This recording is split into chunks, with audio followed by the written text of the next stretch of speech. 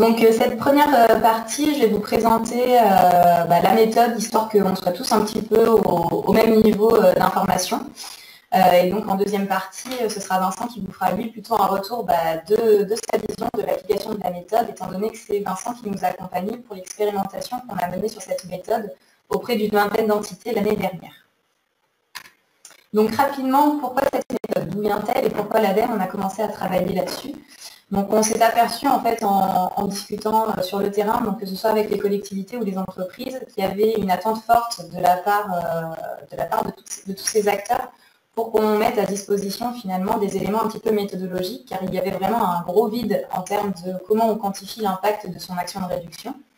Et parallèlement, avec la mise en œuvre de l'article 75 de la loi Grenelle, donc qui impose à la fois à toutes les entités morales de réaliser un bilan de gaz à effet de serre et également aux collectivités avec une vision un peu plus précise au travers des PCET, il y avait vraiment ces questions-là du coup de quantification de l'impact gaz à effet de serre des actions qui étaient de plus en plus visibles sur le terrain.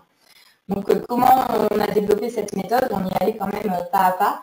Donc à savoir une première version bêta qui a été rédigée en interne à l'ADEME et qu'on a testé avec un tout petit panel, donc 5 collectivités, 4 entreprises, pour grosso modo voir ce que ça donnait dans la vraie vie. Donc suite à cette petite expérimentation, on a réalisé finalement des ajustements sur la méthode pour pouvoir publier finalement officiellement la méthode en septembre 2014. Donc c'est la méthode qui est aujourd'hui disponible sur Internet, avec également quelques supports annexes, mais ça je vous détaillerai un peu plus en détail par la suite. Et du coup, pour pouvoir aller encore plus loin, on a réalisé en 2015 donc 2 expérimentations. Donc une à grande échelle, dont s'est occupé Vincent avec nous, l'ADEME, sur vraiment des typologies d'actions très variées, et une autre qui était beaucoup plus spécifique avec seulement des actions de prévention des déchets. Donc les objectifs de ces 2 expérimentations étaient un petit peu différentes, mais on va dire que globalement, c'est voir si dans la vraie vie, ce qu'il faut comprendre par mise à jour ici de c'est pas bon. Donc pourquoi la méthode? Enfin non, du coup pour qui, pourquoi? Donc ça c'est juste pour vous mettre un petit peu le périmètre de la méthode. Donc la cible, on est vraiment pour toutes les organisations qui souhaitent mettre en œuvre une action de réduction des émissions et qui souhaitent du coup en quantifier l'impact. Donc à la fois les collectivités, les entreprises, les bureaux d'études qui souhaitent accompagner les entités au quotidien. Enfin voilà, cette méthode est vraiment pour tout le monde. L'idée, c'est vraiment, on est sur un indicateur unique en tonnes de CO2. On nous pose souvent la question, est-ce qu'on parle euros? Non, là, on est vraiment que sur l'indicateur tonnes de CO2, ce qui peut paraître assez réducteur, mais je vous assure que déjà s'occuper juste des tonnes de CO2, c'est déjà pas mal. Donc l'objectif de cette méthode, vous l'aurez compris, c'est vraiment d'aider à quantifier les suppressions d'émissions liées à une action. Et ce qu'il faut voir, c'est qu'il y a 2 choses qui sont mises en avant par rapport à cette méthode. C'est que tout d'abord, une suppression d'émissions, c'est pas seulement l'après moins l'avant. Donc finalement, en fait, lorsqu'on met en place une action, on ne regarde pas juste le changement effectif. Il y a énormément d'autres choses qui rentrent en compte, et notamment les évolutions du scénario de référence. Donc à savoir, si jamais je n'avais pas mis en place mon action, qu'est-ce qui se serait passé? C'est pas toujours le statu quo qui prévaut et qui fait que finalement le changement effectif n'est pas forcément la réelle photographie de l'impact de mon action. Donc c'est toutes ces questions-là qu'on va essayer de mettre en avant et auxquelles on va essayer de répondre à travers la méthode.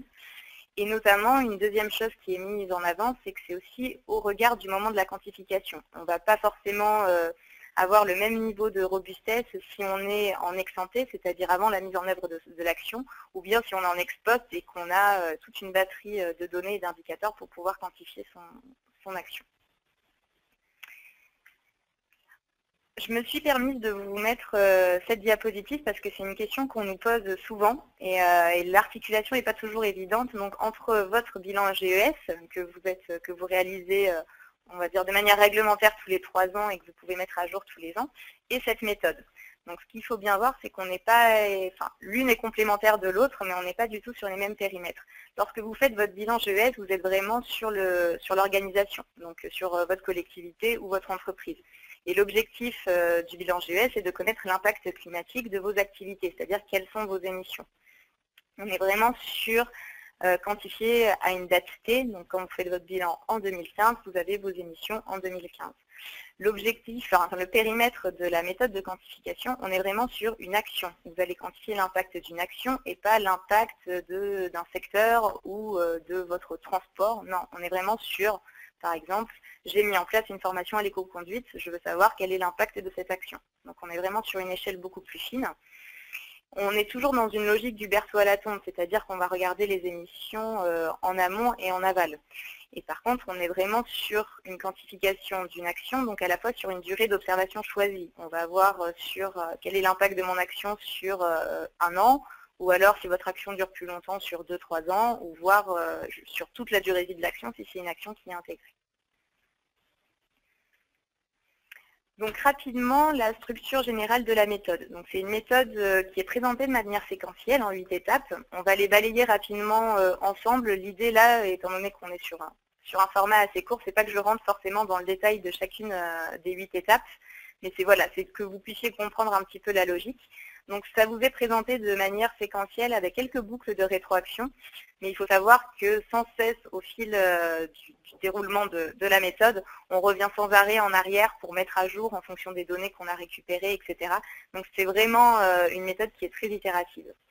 Mais donc globalement, on peut la découper en 3 blocs. Donc un premier bloc de préparation, à savoir qu'est-ce que je veux réellement faire.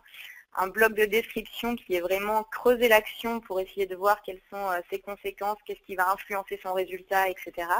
Et une dernière partie où là, entre guillemets, on rentre dans le dur du sujet et on commence à quantifier l'impact en faisant le point sur le périmètre, c'est-à-dire qu'est-ce qu'on va vraiment chercher à quantifier avec vraiment des chiffres derrière, faire le point sur les données et puis, in fine, faire le calcul.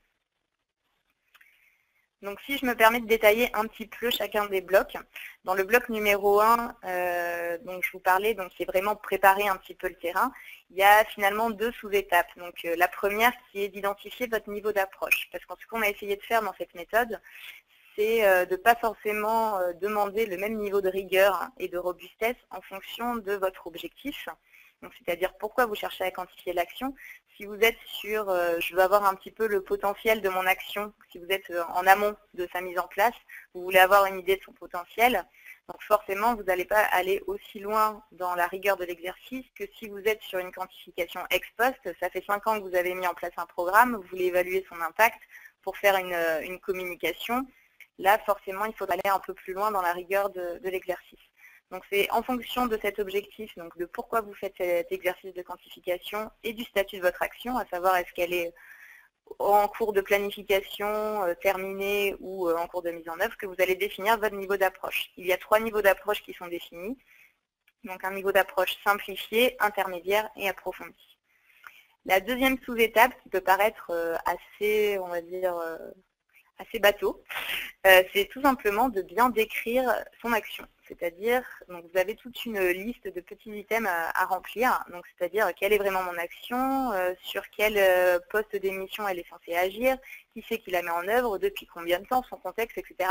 Donc ça peut paraître assez facile à remplir, ça peut paraître assez dérisoire à faire, mais finalement ça permet juste de bien se poser, de savoir de quoi on parle. Et que tout le monde autour de la table sache finalement de quelle action on parle, depuis quand, pour qui, etc. Le deuxième bloc, qui est le bloc de description, lui est finalement en 3 sous-étapes. Donc avec la première étape qui est un petit peu le cœur de la méthode, qui est construire l'arbre des conséquences de l'action. Donc je vous ai mis un exemple en illustration à côté, qui est tiré de l'expérimentation qu'on a menée l'année dernière. Donc l'idée, en fait, avec cet arbre, c'est vraiment essayer de cartographier de manière exhaustive l'ensemble des conséquences de votre action. Alors, il faut bien avoir en tête à cette étape que l'idée, c'est d'être exhaustif. Après, ça ne veut pas dire que si votre arbre il a 150 branches, vous allez chercher à quantifier l'impact des 150 branches. Non, ce n'est pas l'objectif. Là, c'est vraiment juste de mettre à plat toutes les conséquences de votre action. Donc, à la fois en amont et en aval de votre action, enfin vraiment tout ce qui est attrait à votre action, tous les effets collatéraux auxquels on ne va pas forcément penser. Donc, c'est vraiment, voilà, on construit l'arbre des conséquences pour mettre à plat l'action. Cet exercice de préférence doit être mené en concertation. donc avec les acteurs soit au sein de votre entité qui gèrent l'action ou pas. D'avoir une personne externe à l'action, ça peut être aussi intéressant puisqu'elle va penser à des conséquences un petit peu naïvement, et donc c'est vous qui pourrez lui dire si oui ou non vous êtes concerné par ce contexte-là. Et voilà, l'idée c'est on met à plat toutes les conséquences de l'action. Dans un second temps, on va chercher à identifier les facteurs externes. Donc l'idée par les facteurs externes, c'est d'essayer de raisonner toutes choses égales par ailleurs, c'est-à-dire d'être sûr qu'on raisonne à périmètre constant. C'est-à-dire si vous avez eu un doublement de la population en 5 ans, ce qui ferait un peu beaucoup, mais bon, pour l'exemple, un doublement de la population en 5 ans, forcément si votre action est sur la population de votre territoire, c'est une augmentation qu'il va falloir prendre en compte puisqu'elle n'est pas liée à la mise en place de votre action. De la même manière, on parle souvent du facteur climat. Donc, si votre action a un impact sur les consommations de chauffage de votre entité, forcément, si on a eu un hiver plus doux, vous n'allez avoir pas beaucoup de réduction, mais c'est parce que la consommation de base aurait été différente. Donc voilà, c'est tous ces facteurs qui vont avoir un impact sur votre quantification et qui ne sont pas du fait de l'action, mais qui sont intéressants à prendre en compte pour que vous puissiez avoir une quantification la plus exacte possible de votre action. Et enfin, la dernière étape, donc, qui est le scénario de référence. Donc là, c'est un petit peu sortir sa boule de cristal et se poser la question de si je n'avais pas mis en place cette action, qu'est-ce qui se serait passé? Donc je vous rassure, la plupart du temps, on est quand même sur de l'historique. Enfin, là, typiquement, l'exemple que vous avez sur l'optimisation des emballages carton. Enfin, en gros, s'ils n'avaient pas mis en place cette optimisation, ils seraient restés avec l'organisation qu'ils avaient précédemment. Donc la plupart du temps, on est quand même sur la situation historique. Mais bon, c'est quand même une question à poser parce que dans pas mal de cas, on va se rendre compte que ce n'est pas juste une situation historique et que si on veut réellement quantifier l'impact de sa propre action, il est essentiel de réfléchir par rapport à la situation qu'on aurait eu à observer sans l'action. Dernier bloc, nous je vous disais la modélisation où, entre guillemets, on rentre dans le dur du sujet. Donc la première étape qui va être de définir le périmètre de quantification. Donc ce qu'on entend par périmètre, c'est finalement par rapport à l'arbre de conséquences que je vous ai présenté juste avant, c'est quelles sont les conséquences qu'on va vraiment chercher à quantifier. Donc l'idée c'est au regard de l'approche que vous avez retenue, donc si vous étiez en simplifié, intermédiaire ou approfondi, vous allez chercher à quantifier plus ou moins de conséquences. Sachant que l'idée est bien évidemment de prendre les conséquences les plus importantes, celles qui pèsent le plus en priorité, et plus on va vers une approche approfondie, plus on va chercher à quantifier de conséquences. L'étape numéro 7 qui était de rassembler les données disponibles, bien évidemment on met en avant le fait que ce serait bien de privilégier donc les données spécifiques à l'entité plutôt que des données générales. Après, je ne vous cache pas, on fait avec ce qu'on a. Et souvent, c'est en arrivant à cette étape-là qui est souvent réfléchie quand même un petit peu en amont, on va s'apercevoir que finalement, je n'ai pas du tout toutes les données dont j'avais besoin pour pouvoir faire l'exercice, donc je vais peut-être redescendre un niveau d'approche parce que je voulais aller vers de l'approfondi, mais il me manque trop de données pour pouvoir y aller. Donc c'est sans arrêt un cercle continu et vraiment une démarche itérative puisque les données vont quand même contraindre énormément l'exercice. Et enfin, dernière étape qui est de quantifier l'impact. Donc là, on est sur simplement poser le calcul qui, en règle générale, n'est pas très compliqué. On reste sur de l'addition, de la soustraction. Ça peut s'avérer plus compliqué si finalement il y a beaucoup de facteurs externes à intégrer ou ce genre de choses, et puis des actions qui sont plus complexes que d'autres, mais en règle générale, ça reste du calcul assez simpliste. Et donc, in fine, vous allez avoir finalement le graphe qui vous est présenté du coup à côté, où vous voyez les conséquences qui ont été prises en compte, donc qui ne sont pas forcément... Alors oui, pour information, le graphe n'est pas du tout en lien avec l'arbre que je vous ai mis précédemment, c'est une autre action. J'aurais peut-être été pas mal de mettre le même, mais tant pis. Donc, du coup, voilà, mais en gros, vous avez un graphe qui vous présente l'impact des conséquences qui ont été quantifiées. Donc, vous voyez que l'impact peut être négatif comme positif. Donc là, typiquement, on était sur une action avec du covoiturage en véhicule électrique. Donc, on voit bien que la fabrication du véhicule électrique a un impact GES négatif. Enfin, négatif dans le sens où ça va émettre des émissions. Et par contre, on a bien une réduction à la fois en demande de véhicules thermiques neufs, puisqu'il ne va plus y avoir besoin d'achat de nouveaux véhicules, et la réduction de carburant, qui nous permet d'avoir un impact définitif négatif en termes de GES. Donc, si je peux essayer de résumer la méthode en quelques mots et du coup en 15 minutes, ce qu'il faut retenir, c'est que cette méthode s'applique vraiment à toute action de réduction. On n'a pas cherché à se restreindre dans les typologies d'actions. Si on applique la méthode pas à pas, elle peut s'appliquer à n'importe quel type d'action de réduction de ces émissions GES.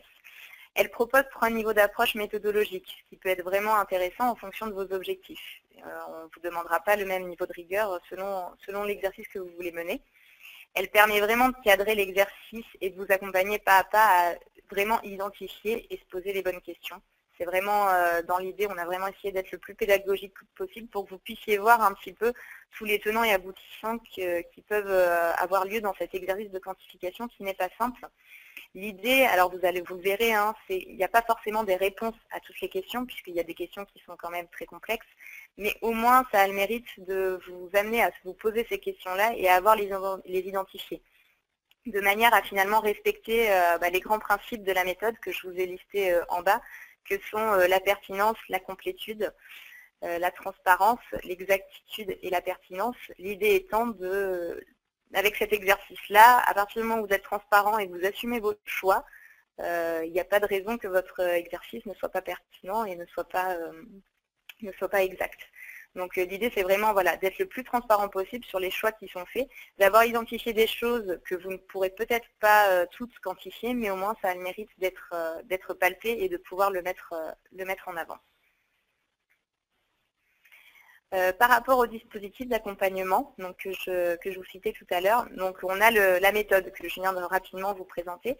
Il y a également un support Excel vierge qu'on appelle fiche action qui est associé à la méthode. Alors juste très rapidement, un support Excel, ce n'est pas un outil. Vous n'avez pas à cliquer sur un bouton et ça calculera le résultat tout seul, puisqu'étant donné qu'on est sur une méthode très générique, il est très compliqué de pouvoir sortir un outil calculatoire aussi simple. Mais par contre, c'est vraiment intéressant, je vous invite à aller le regarder, puisque c'est un document qui traduit finalement le document, la méthode, en opérationnel.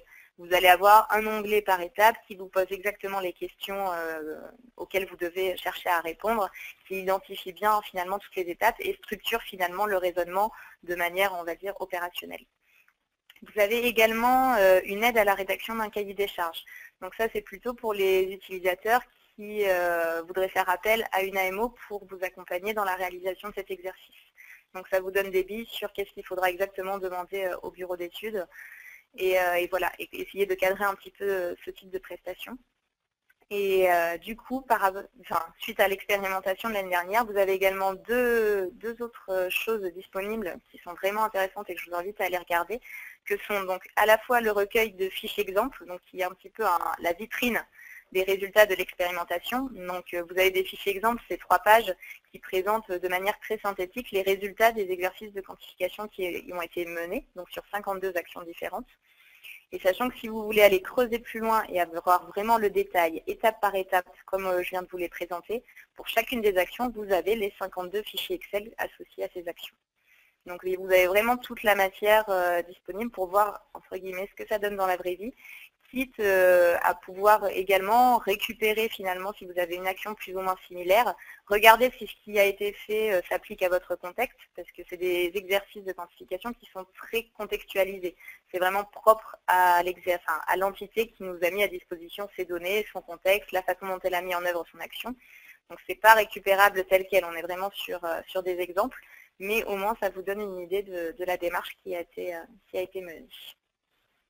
Donc voilà, une seule adresse à retenir, le centre de ressources ADEME, donc www.bilan-ges.adem.fr.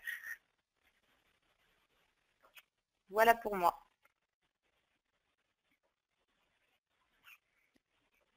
Super Fanny, merci. Du coup, Vincent, je pense que tu peux poser quelques questions parmi celles qui sont arrivées.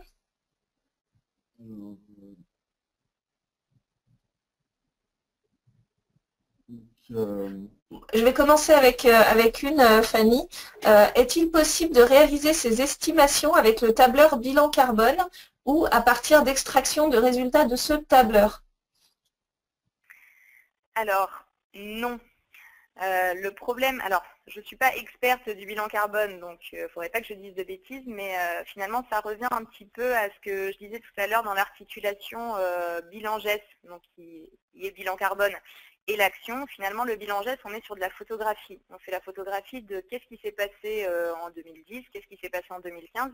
Et donc si vous faites la soustraction, on va dire, de l'un moins l'autre, vous n'allez pas pouvoir, enfin cela ne va pas prendre en compte finalement tout ce que j'ai essayé de citer après dans les étapes, donc à savoir le scénario de référence, qu'est-ce qui se serait passé si vous n'aviez pas mis en place l'action, tous les facteurs externes qui ont pu influencer, si vous avez eu des augmentations ou des baisses de production, une augmentation de la population ou pas. Enfin, finalement, on est vraiment juste sur la photographie après moins avant. Et donc du coup, tous ces facteurs qui peuvent avoir un impact sur le résultat de l'action ne seront pas pris en compte. Donc on n'est pas exactement sur la même chose. Là, l'idée de la méthode, c'est vraiment de quantifier l'impact réel de votre action et pas seulement la photographie. Vous m'entendez? Vas-y. Il y a une autre question qui concerne comment inclure l'impact des actions sur les autres émissions dans l'air, dans le cadre des plans climat, air, énergie. Voilà. Comment ça s'intègre dans ce genre de choses. Et ça, Fanny a partiellement répondu, mais peut-être il faut insister. Oui. Alors là, ça va être concrètement la réponse, c'est ce n'est pas aujourd'hui possible. En fait, la méthode ne s'intéresse vraiment qu'aux tonnes de CO2, vraiment que sur l'impact en émissions, enfin en gaz à effet de serre, en émissions de gaz à effet de serre. On ne s'intéresse pas du tout aux autres facteurs que peuvent être donc la qualité de l'air ou alors les facteurs économiques ou même les facteurs liés à l'eutrophisation, ce genre de choses, des impacts environnementaux. C'est aujourd'hui une des limites de la méthode, mais voilà, pour l'instant, on s'est concentré vraiment sur les tonnes de CO2. Après, il faut savoir que rien ne vous empêche, justement, dans votre arbre de conséquences, d'identifier des conséquences qui ne soient pas liées seulement à un impact GES. Donc, ça vous permet au moins de les avoir identifiées et de vous mettre en garde de, attention, ça peut en avoir un impact collatéral sur la qualité de l'air, sur l'eutrophisation, sur plein d'autres indicateurs de ce type-là, environnementaux ou même économiques, d'un impact sur l'emploi, etc. Par contre, la méthode ne va pas vous aider à les quantifier. Donc, vous pourrez le faire de manière qualitative en les identifiant dans l'arbre de conséquences, mais on ne va pas plus loin sur la quantification réelle de ces impacts, entre guillemets, collatéraux quand on réfléchit à juste tonnes de CO2. Je ne dis pas que la qualité de l'air est moins importante que les émissions de gaz à effet de serre.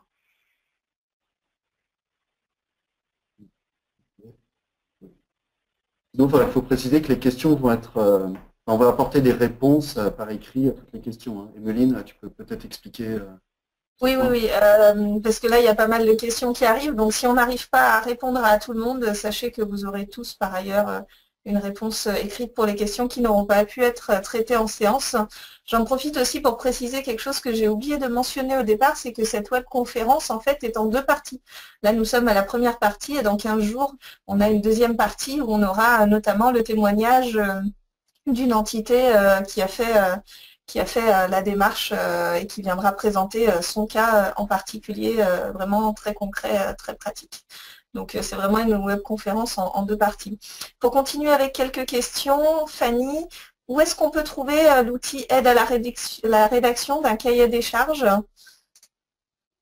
Alors, ça, vous le trouverez toujours pareil. Il n'y a qu'une seule adresse à retenir, c'est vraiment le centre de ressources, donc, dont je vous ai mis l'adresse et que vous avez là sur le transparent, juste en dessous de mon numéro de téléphone. Donc, quand vous allez sur le centre de ressources, il faut vraiment aller, donc vous avez base carbone et centre de ressources, donc il faut vraiment aller dans ressources, dans la rubrique plan d'action. Vous avez évaluer ses actions, la méthode, évaluer ses actions, les exemples. Donc, pour le cahier des charges, de mémoire, c'est bien évaluer ses actions, la méthode. Vous avez plusieurs documents, donc à savoir le guide méthodo. Il y a également un petit flyer de présentation avec les grandes lignes de la méthode. Et normalement, vous avez le PDF d'aide à la rédaction du cahier des charges. Après, si je peux me permettre, à moins que vous soyez vraiment très partant et que vous voulez absolument lancer une prestation tout de suite, je vous invite à attendre quelques mois puisque c'est un document qu'on va également mettre à jour avec la mise à jour de la méthode.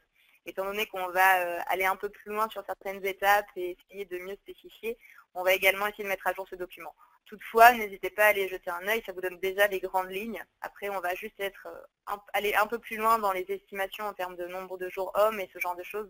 Mais sinon, les grandes lignes seront toujours les mêmes. Ok.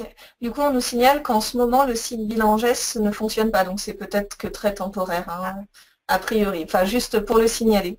Ensuite, autre question. Alors, le choix du scénario de référence est déterminant dans le résultat de l'évaluation de l'impact. Comment choisir correctement, par exemple, action, construction d'un bâtiment de logement à énergie positive? Les scénarios de référence suivants sont possibles. Pas de bâtiment initialement, impact négatif, substitution d'un bâtiment ancien, impact positif. On aurait construit un bâtiment, quoi qu'il arrive, mais moins performant, impact positif fictif. Eh ben, c'est une très bonne question. Donc là, typiquement, je ne suis pas en capacité de répondre puisque je ne suis pas dans le contexte réel. Donc il faut savoir que c'est pour ça que lorsqu'on a essayé de faire un cas fictif dans la méthode aujourd'hui, c'était un petit peu compliqué puisque typiquement, quand on est sur un cas fictif, on ne sait pas ce qui se serait passé. Mais il faut savoir que vous, quand vous allez mettre en place cet exercice de quantification, vous savez ce qui se serait passé. En tout cas, vous avez un peu plus d'idées. Donc là, typiquement, c'est vrai qu'on va avoir des résultats différents. Mais si on part du principe que de toute manière, il y a quelque chose qui aurait été construit, la dernière proposition qui est, on aurait construit un bâtiment, pas forcément BBC, mais un bâtiment classique, réglementation thermique 2012. Donc on se comparait à cette construction de bâtiment-là. Après, si c'était pas de bâtiment du tout, finalement, tous les scénarios de référence que vous avez cités sont tout à fait plausibles. Et pour savoir lequel il faut choisir, c'est que ça dépend du contexte de la personne qui est en train de faire de l'exercice. Après, ce qu'on essaye de mettre en avant, c'est d'essayer d'être le plus honnête intellectuellement possible. C'est vrai que typiquement, un des exemples qu'on donne assez régulièrement, c'est quand on donne par exemple une aide à la rénovation des logements, donc par exemple on va dire sur les chaudières à condensation. Donc voilà, vous mettez en place une aide pour les habitants de votre collectivité pour remplacer leurs vieilles chaudières par des chaudières à condensation. Si vous vous comparez, si vous comptez l'ensemble des chaudières à condensation qui sont mises en place, est-ce que c'est réellement l'impact de votre action ou est-ce qu'il faudrait plutôt vous comparer à la tendance du marché, c'est-à-dire aux ventes de chaudières à condensation aujourd'hui sur votre territoire? Parce que finalement, est-ce que vous cherchez à mesurer l'impact juste d'un changement de chaudière ou bien de votre action, vous, collectivité, est-ce que vous avez réussi à faire passer à l'action plus ou moins de personnes sur votre territoire? Donc là, on a deux scénarios de référence différents qui vont savoir est-ce que je compte l'ensemble des chaudières qui ont été vendues à partir du moment où j'ai mis en place cette incitation, ou alors est-ce que je compte que juste les chaudières en plus de ce qui se vend déjà sur le marché, c'est-à-dire ne pas prendre en compte l'effet d'aubaine qui était de toute manière, mon habitant lambda, il aurait déjà changé sa chaudière. Je peux apporter une précision, Emeline? Je t'en prie, Vincent. Je pensais aborder ce point dans ma présentation pour répondre à cette question qui est très pertinente sur la question du scénario de référence, qui est très délicat parfois. En fait, comme l'a dit Fanny, c'est le scénario le plus probable en l'absence de l'action. Qu'est-ce qui serait passé probablement en l'absence de l'action? Ça demande une honnêteté intellectuelle. Et en fait, ce scénario, il faut qu'il soit objectif. Voilà. Objectivement, il se serait probablement passé ça. Et cette objectivité, elle nécessite un certain consensus. Voilà. Ça renvoie vers des questions de consensus.